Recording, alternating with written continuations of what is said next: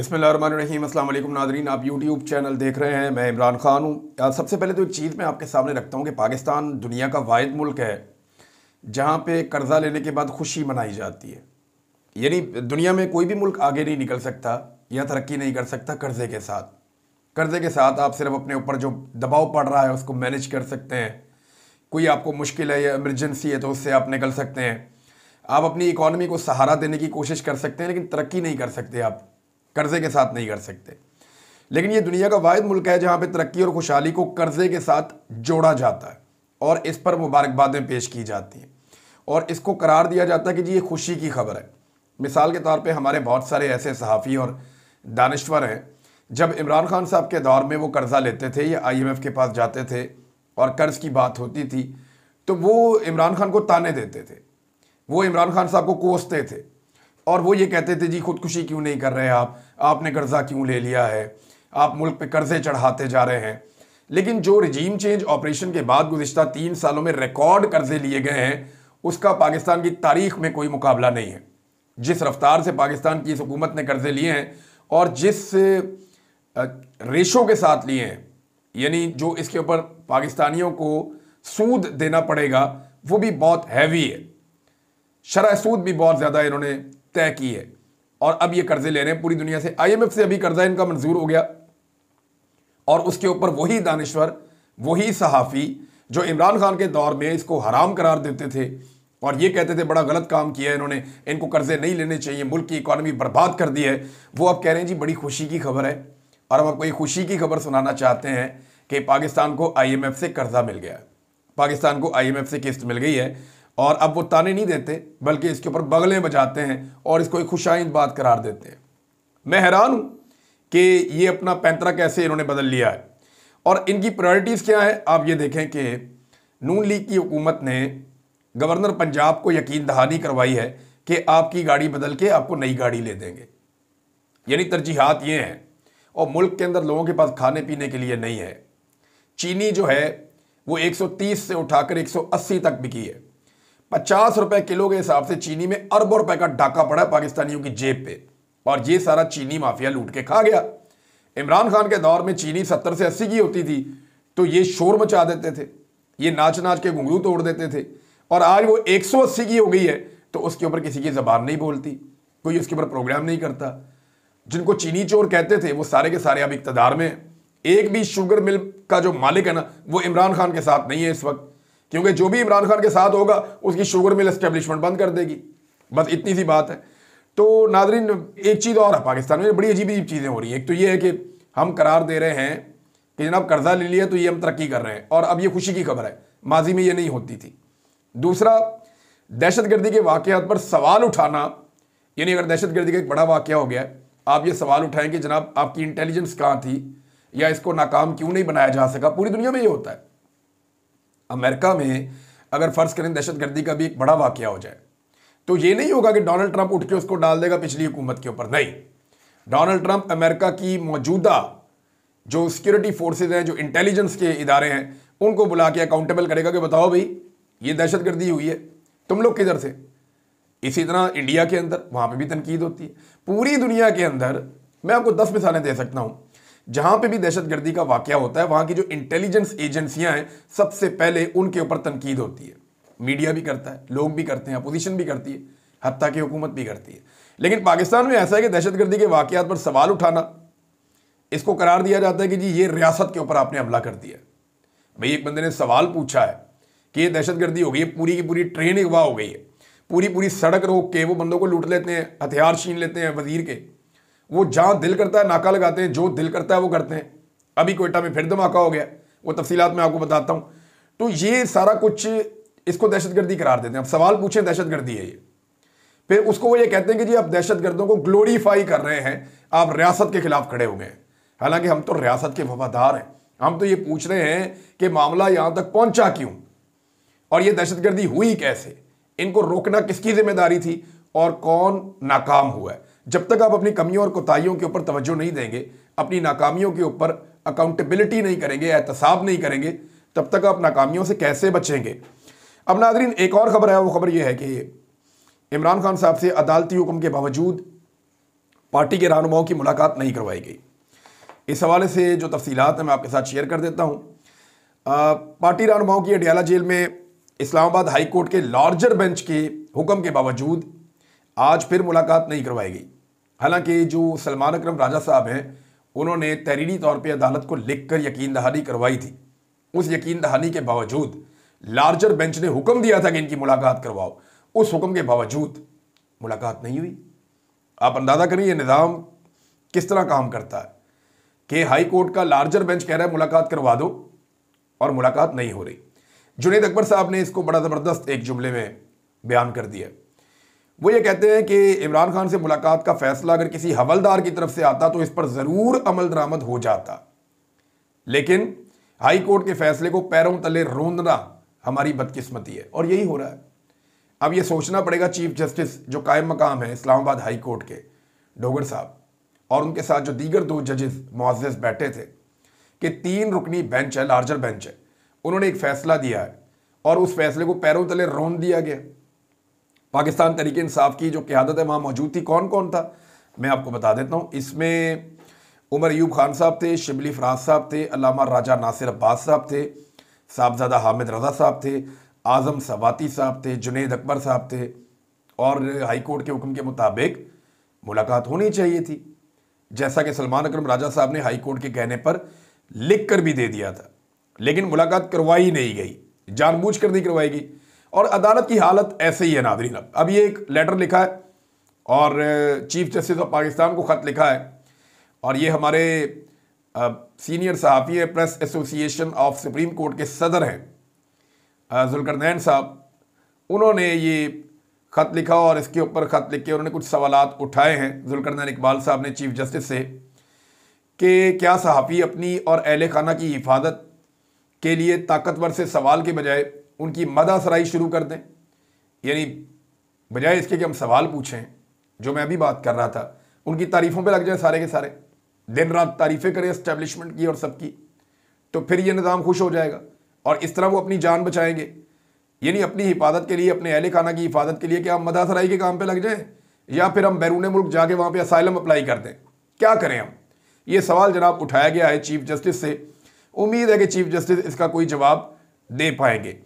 अहमद नूरानी साहब की स्टोरी में बहुत तकलीफ़ हुई मुझे आज वो मामला देखते हुए। उनके 2 भाई जो हैं उनको जबरी तौर पे लापता किया गया उनके घर से।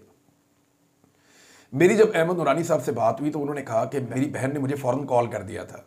मैं उस वक्त कॉल सुन रहा था और मुझे बिल्कुल समझ नहीं आ रही थी कि मेरे घर पे हमलावर कैसे हो गए। वहाँ मेरी माँ है, मेरी बहन है, मेरे 2 भाई हैं, तो मेरे 2 भाइयों को जबरी तौर पे वो लापता करके लेके गए और लाइन डिस्कनेक्ट कर दी और उस वक्त मेरे घर के अंदर माहौल जो है वो बड़ा टेंस था। ये बातें उन्होंने मुझे बताई थी। अब मामला ये है कि जो अहमद नूरानी साहब के भाई हैं, ये 10 दिन से ज़्यादा वाक़या हो गया, ऑलमोस्ट 10 दिन के करीब हो गए हैं। उनकी वालदा अदालत के चक्कर पे चक्कर लगा रही। ये तीसरी पेशी थी, वो फिर अदालत में गई। जस्टिस इनाम अमीन मिनहास ये भी नए जज हैं। मैंने आपको एक बात बताई है ना कि जितने भी केसेस जबरी तौर पे लापता अफराद के हवाले से अब लगते हैं वो 26वीं आईनी तरमीम के नतीजे में बनने वाले जजेस के पास लगते हैं। कोई भी केस जो है वो 26वीं आईनी तरमीम के तहत जो जजेस आए हैं हाई कोर्ट्स के अंदर, उनके अलावा कहीं और नहीं लगता। ये मैनेजमेंट ही ऐसा लगता है कि सारी की सारी जबरी तौर पे लापता अफराद के हवाले से है, क्योंकि DGISPR और जो बलूचिस्तान के वज़ीर आला हैं वो इस मामले को जस्टिफाई भी कर रहे थे, जबरी गुमशुदगियों के मामले को। और ये देखें एक वक्त आएगा कि रियासत जबरी गुमशुदगियों के मामले पे माफ़ी मांगेगी और वो इसे एक गलत पॉलिसी करार देगी। लेकिन ये वाला जो DGISPR हैं ये और ये जो वज़ीर आला बलूचिस्तान है, इनका नाम कहाँ लिखा जाएगा उस वक्त? इनके ये बयान फिर भी रिकॉर्ड का हिस्सा रहेंगे। तो ऐसी बात अपने मुंह से नहीं कहनी चाहिए जिसको जवाब फराहम ना किया जा सके। जस्टिस इनाम अमीन मिनहास साहब ने अहमद नूरानी के भाइयों का केस ईद के बाद तक के लिए मुलतवी कर दिया है। सहाफ़ी अहमद नूरानी साहब की जो वालिदा हैं वो ज़ारो कतार रोते हुए अदालत में उन्होंने मुकालमा किया। आप अल्लाह को हाजिर नाजिर जानकर बताएं, अगर आपके बच्चे होते या इनके बच्चे होते, ये जो वहाँ इंतज़ामिया के लोग खड़े हैं, तो क्या करते आप? ये उनकी वालिदा ने पूछा। फिर उन्होंने कहा कि उस रोज़ मैंने आपसे पूछा था मेरे बेटों को कुछ हो गया तो कौन जिम्मेदारी लेगा या कौन जिम्मेदार होगा। तो इस पे जस्टिस राजा इनाम अमीन मिनहास साहब ने अपनी बेबसी का इजहार करते हुए कहा कि अल्लाह रहम करेगा। जज साहब, अल्लाह तो रहम करेगा, उसने ज़मीन पे आपकी जिम्मेदारी लगाई हुई है। इस ज़मीन के ऊपर उन्होंने, अल्लाह ताला ने इंसान को अपना नायब बनाकर भेजा है और आपको अल्लाह ताला ने वो मनसब दिया है जो सबसे बड़ा मनसब होता है। आपको अल्लाह रब्बुल इज़्ज़त ने मुनसिफ बनाया है, आप काजी हैं, आपको इंसाफ देना है और एक माँ रोती हुई आपकी अदालत में मौजूद है और आप उसको इंसाफ नहीं दे पा रहे। और आईजी क्या कह रहे हैं, ज़रा आईजी का आप स्टेटमेंट सुने, आप सर पकड़ के बैठ जाएंगे कि ये मुल्क किस तरफ चल रहा है और किस तरीके से इस मुल्क को चलाया जा रहा है। इस्लामाबाद के 27 थानों सीटीडी से चेक करवाया है, किसी के पास ये दोनों भाई मौजूद नहीं है। जियो फेंसिंग करवाई और सीडीआर हासिल की, इसको देखने में कुछ वक्त लगता है। अच्छा, ये सीडीआर को देखने के बाद ये बताएंगे कि उनके भाई कहीं पे ऐसी जगहों पे ट्रैवल कर रहे हैं। मैं पहले बता देता हूँ आपको, ये बताएंगे कि अहमद नूरानी के भाई ट्रैवलिंग कर रहे हैं और मुख्तलिफ जगहों से वो कॉल्स करते हैं और उन्होंने अपने रिश्तेदारों को कॉल्स किए हैं, अपने घर वालों को कॉल्स किए हैं और अब हम उनके उन रिश्तेदारों या उनके उन घर वालों या उनके उन दोस्तों को शामिल तफ्तीश करना चाहते हैं ताकि हमें पता चले कि उन लोगों से उनकी क्या बात हुई है। ये कहेंगे अब आईजी साहब। और मैं आपको ये बता देता हूँ, जिन लोगों ने जबरी तौर पे लापता किया है दोनों भाइयों को, उन्हीं लोगों ने उनके मोबाइल फ़ोन से रिश्तेदारों को और दोस्तों को टेलीफोन कॉल्स किए हैं, लेकिन कॉल करने के बाद वो आगे से बोलते नहीं हैं, खामोश रहते हैं। ये सीडीआर सिर्फ पुलिस के पास नहीं है, हमारे पास भी है और ये बड़े आराम से निकल आती है। तो इसका रिकॉर्ड ये बताता है कि शरारत की जा रही है और वो इसलिए की जा रही है ताकि पुलिस इस मामले को लिंगर ऑन कर सके। तो ये मैं पहले ही आपको बता रहा हूँ। तो सीडीआर देखने में उन्होंने कहा कुछ वक्त लगेगा, तो देख लिया सीडीआर के अंदर जो था, मुल्क भर के आईजी, जेल खाना जात और तमाम सूबों के आईजी से भी मालूमात मांगी हैं। आईबी और एफआईए को भी लिखा है, चीफ कमिश्नर से और करीबी इजला अस्पतालों से चेक करवाया है, अभी तक कुछ मालूम नहीं हो सका। ये भी चेक करवाया है कि अभी तक इस नाम के लोग बैरून मुल्क भी नहीं गए। 15 से चेक करवाया है मगर इनको इस वाक़े के हवाले से कहीं से कोई कॉल मौसूल नहीं हुई थी। मज़ीद भी कोशिश कर रहे हैं। आईजी इस्लामाबाद ने अहमद नूरानी साहब के 2 भाइयों की बाजियाबी की दरखास्त में इस्लामाबाद हाई कोर्ट को आगाह किया। ये जनाब आप अंदाज़ा करें कि आईजी नहीं जानता कि ये कहाँ पे है। आईजी को बिल्कुल पता है कि दोनों भाई कहाँ पे हैं। पूरा पाकिस्तान ये जानता है कि दोनों भाई कहाँ पे हैं। जो जज साहब है ना, वो बहुत अच्छी तरह जानते हैं कि ये दोनों भाई कहाँ पे हैं, लेकिन सारा का सारा निज़ाम या तो कंप्रोमाइज्ड है या मजबूर है। किसी का हौसला ही नहीं है कि वो इंसाफ दे सके या इंसाफ की बात कर सके। इस मुल्क में ये हालात पैदा हो गए हैं और ये केस जो है वो ईद के बाद तक के लिए मुलतवी कर दिया गया है, जो इंतहाई अफसोसनाक है। यानी एक माँ को आज अदालत में जज ने यह बताया कि माँ जी उन्हें ईद तो बाद आना। कितनी अफसोसनाक बात है। यानी माओं को रुलाना बंद कर देना चाहिए। क्या रियासत एक माँ के आंसुओं को नहीं देखती? क्या ये जो सारे लोग हैं ये टेस्ट ट्यूब बेबीज हैं? ये माओं के बगैर पैदा हो गए हैं। ये नहीं जानते कि जब माँ को तकलीफ होती है तो कितनी तकलीफ होती है। और देखें, ये जो 2 भाई हैं अहमद नूरानी के, इनका तो सहाफत से लेना देना भी कोई नहीं है, ना उस कंटेंट से कुछ लेना देना है। भाई अगर आपका मुजरिम या मुलजिम अहमद नूरानी है और आपको लगता है कि उसने गलत खबर दी है, तो जिस मुल्क में वो रहता है वहाँ रूल ऑफ लॉ है, आप वहाँ पे जाके उसको चैलेंज कर दें। उसकी खबर को आप वहाँ पे जाके चैलेंज करें, उसके लिए बड़ी मुसीबत पैदा हो जाएगी। वहाँ पे तो रूल ऑफ लॉ है, पाकिस्तान की तरह तो नहीं है कि जो मर्जी कहते रहे वहाँ पे लोग बैठ के। तो आप जाएं, जाके अहमद नूरानी को चैलेंज कर दें, उसके लिए मुश्किलात पैदा करें। बजाय उसके लिए मुश्किलात पैदा करने के आपने आसान तरीका ढूंढा, डंडा उठाया, उसके 2 भाइयों को अगवा कर लिया और अगवा करके जनाब जबरी तौर पे लापता किया। वो मार हो रही है तो माँ के आंसू नजर नहीं आ रहे? क्या आप सारे लोग जो हैं वो टेस्ट ट्यूब बेबीज हैं? आपके अपने घर में आपकी माँ नहीं है या आपने अपनी माँ का आपने देखा नहीं कि उसका प्यार क्या होता है? तो ये बड़ी तकलीफ दे चीज़ है। अब एक माँ को बताया गया कि माँ जी आपकी ईद खराब है, ईद के बाद आइएगा। तमाम सहाफ़ियों को आवाज़ उठानी चाहिए और इकट्ठे होकर जिस जिस सहाफ़ी के ऊपर जुल्म हो रहा है उस जुल्म और जबर के खिलाफ खड़े होना चाहिए। नहीं तो बारी बारी सबकी बारी, ये मैं बार बार कह रहा हूँ और ये मैं ऐसे नहीं कह रहा कि एक नारा बना लिया और मैं कह रहा हूँ, ये हकीकत है। ये सबको मार पड़ेगी और याद रखिएगा जो आज मार नहीं खा रहे, उन्हें लगता है कि वो महफूज हैं, उन्हें भी कल मार पड़ेगी। काशिफ अब्बासी साहब की मिसाल ले लें। मुझे जब एजेंसियों ने उठाया तो मुझे कहते थे कि काशिफ अब्बासी की तरह आप बन जाएं, वो बहुत बैलेंस्ड हैं। आज देखें काशिफ अब्बासी साहब का प्रोग्राम भी बंद है और मेरी गुजारिश है काशिफ अब्बासी साहब से कि उनको अपने लिए आवाज़ उठानी चाहिए। काशिफ अब्बासी साहब बड़े शानदार जर्नलिस्ट हैं, मैंने उनसे बहुत कुछ सीखा है, वो बड़े भाइयों की तरह हैं। तमाम सहाफ़ियों ने अपने लिए और दूसरों के लिए आवाज़ उठाई है। हत्ता कि काशिफ अब्बासी साहब ने दूसरे सहाफ़ियों के लिए या जिनके ऊपर जुल्म होता है उनके लिए भी आवाज़ उठाई है, लेकिन उनके साथ खुद के साथ जो जुल्म हो रहा है उस पर उन्होंने आवाज़ नहीं उठाई।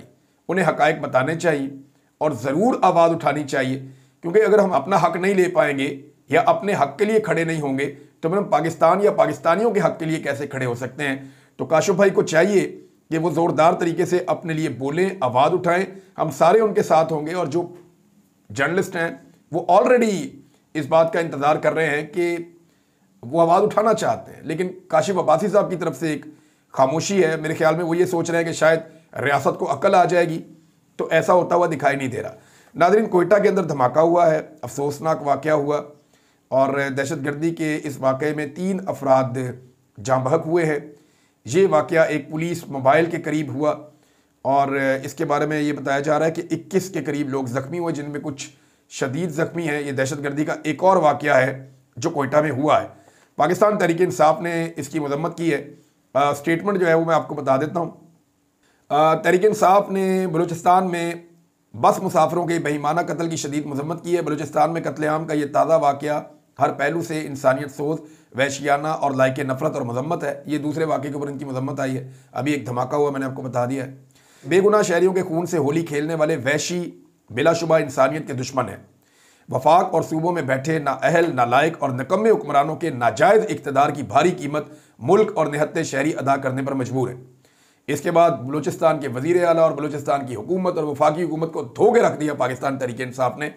वो ये कह रहे हैं बलूचिस्तान का बेशरम और उबाश वज़ीर आला अपने सूबे में शहरियों की जानो माल की हिफाजत की बजाय ओल फोल बकने और घटिया बयानात दागने में मसरूफ़ है। ये तर्जुमान तहरीक इंसाफ ने कहा। इक़्तिदार के खोंटे से बंधे ये इंसान नमा हैवान अपने घटिया तरीन मफादात के लिए मुल्क की सलामती और करोड़ों शहरियों की जानों को दाव पर लगाने में मसरूफ़ है। ये बड़ी लंबी एक स्टेटमेंट है। पाकिस्तान तहरीक इंसाफ ने बहुत धुलाई की है, लेकिन एक धुलाई जो है वो हुई है अक़वाम मुत्तहिदा से, और ये खबर मैं आपके सामने रखता हूँ। अक़वाम मुत्तहिदा का पाकिस्तान से बलोच कारकुनों की रिहाई का मुतालबा। अब अक़वाम मुत्तहिदा इस मामले में कूद पड़ी है। अक़वाम मुत्तहिदा के आज़ाद माहिरीन ने बुध के रोज़ मुतालबा किया कि पाकिस्तानी हुकूमत हालिया मुजाहरों के बाद हिरासत में लिए गए बलोच हुकूक के कारकुनों को रिहा करे और मुबैना जबरी गुमशुदगियों और इंसानी हकूक़ के दीगर मसाइल के ख़िलाफ़ मुजाहरों पर क्रैकडाउन को बंद करे। यही पाकिस्तानी भी समझा रहे हैं, लेकिन ना पाकिस्तान की हुकूमत को समझ आती है, ना इदारों को समझ आती है। इस्लामाबाद ने भी बुध के रोज़ ही अक़वाम मुत्तहिदा के माहिरीन के इस बयान पर रद्द अमल ज़ाहिर किया और इसे मुस्तरद करते हुए कहा कि अक़वाम मुत्तहिदा के बाद माहिरीन की तरफ से जारी करदा प्रेस रिलीज़ का इसने नोटिस लिया है। ताहम अफसोस की बात यह है कि ये बज़ाहिर मुंतखब और गैर तस्दीक शुदा मीडिया रिपोर्ट्स पर मबनी मालूमात होती हैं। देखें, ये वो चीज़ें हैं या बयानात हैं जो इसराइल की तरफ से हम सुनते थे। जब यूनाइटेड नेशन इसराइल को कहता है कि जुल्म और बर्बरियत बंद करो, तो इसराइल की जानिब से इस तरह का एक स्टेटमेंट आता है जैसा पाकिस्तान का महकमा खारजा दे रहा है। जब इंडिया के ऊपर, कश्मीर में मज़ालिम के ऊपर बात की जाती है तो ऐसा स्टेटमेंट आता था, और बहुत सारी जगहों से। तो पाकिस्तान ने भी ये जुल्म और बर्बरियत सीख ली है, सीख क्या लिया, बड़े लंबे अरसे से कर रहा है। और कारकुनान की जो गिरफ्तारियाँ और तशद्दुद के वाक़यात हो रहे हैं, इन सब में जो है वो अक़वाम मुत्तहिदा ने अपने तहफ़्फ़ुज़ात का इज़हार किया और आलमी सतह पर बार बार इन वाक़यात में तहफ़्फ़ुज़ात का इज़हार किया जा रहा है। स्पेशली मारंग बलोच और दीगर ख़वातीन की गिरफ्तारी को बहुत क्रिटिसाइज़ किया जा रहा है और पाकिस्तान की हुकूमत पे बहुत दबाव है इस हवाले से। नाज़रीन, शेर अफ़ज़ल मरवत साहब ने एक इंकशाफ किया, इसका जवाब भी आया, लेकिन इंकशाफ आप सुन लें। और ये अली अमीन गंडापुर साहब के हवाले से इंकशाफ है कि उनको शायद फारिग कर दिया जाएगा। इंकशाफ ये है, siyaasat.pk के ऊपर लगा हुआ है। मरवत साहब ने मलिक नदीम साहब से बात की है, नदीम मलिक साहब से। वो कहते हैं कि ईद के बाद पीटीआई के अंदर फॉरवर्ड ब्लॉक बनने वाला है। पीटीआई को मार पड़ रही है, पीटीआई बहुत कमज़ोर हो चुकी है, ये वो बता रहे हैं। अली अमीन गंडापुर, बुशरा बीबी और अलीमा खान की गुड बुक्स में नहीं है, यानी इमरान खान की बहनें और बुशरा बीबी, जो लोग बाहर रहे वो ये समझते हैं कि अली अमीन गंडापुर बेहतर आदमी नहीं है वज़ारत आला के लिए।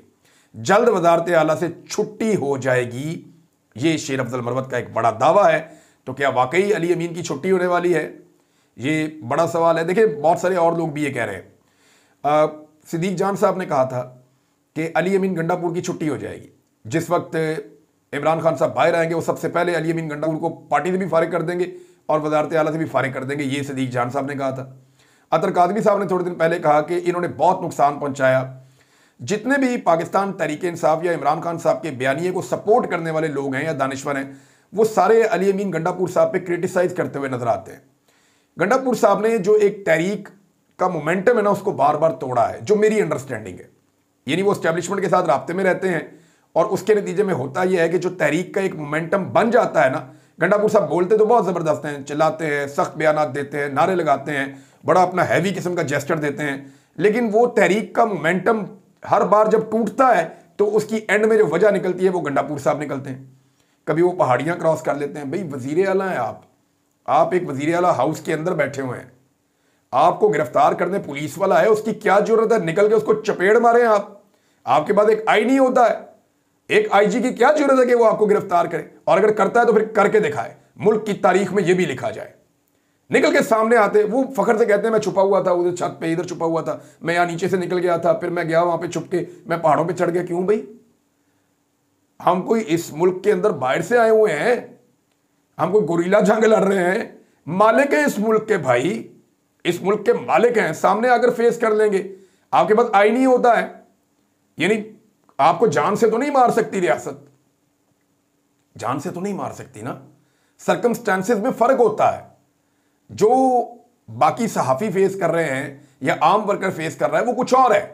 अली अमीन गंडापुर एक वजीर आला है, एक आईनी होता है एक सूबे का सबसे बड़ा। अली अमीन गंडापुर को अगवा करके या गिरफ्तार करके पूरा खैबर पख्तूनख्वा गले पड़वाना है इन्होंने अपने। तो ये मामला मेरे ख्याल में उन्होंने कुछ नुकसान भी किया इमरान खान साहब का। तो मरवत साहब का दावा है कि अली अमीन गंडापुर साहब की अब छुट्टी होने वाली है। मोहसिन नकवी साहब मंजर आम पे आए काफ़ी दिन के बाद और अमरीकी कायम मकाम सफ़ीर से उन्होंने मुलाकात की है। कुछ और खबरें नाज़रीन अगले वीलॉग में देता हूँ, काफ़ी लंबा हो गया। तक इतना ही, अपना ख्याल रखिएगा, अपने इस चैनल का भी। अल्लाह हाफ़िज़।